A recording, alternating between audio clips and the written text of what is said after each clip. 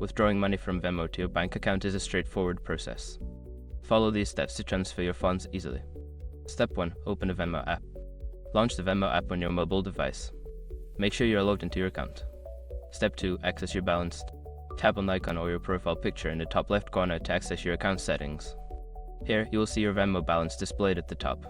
Step 3. Select Transfer to Bank. Tap on your balance amount and then select the Transfer to Bank option. This will allow you to initiate the transfer process. Step 4. Choose the transfer amount. Enter the amount of money you wish to withdraw from your Venmo balance. Make sure it does not exceed your available balance. Step 5. Confirm the transfer.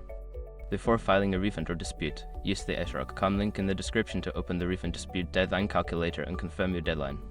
Now you can check your bank account to ensure the funds have been successfully transferred. Following these steps will help you manage your Venmo funds with ease.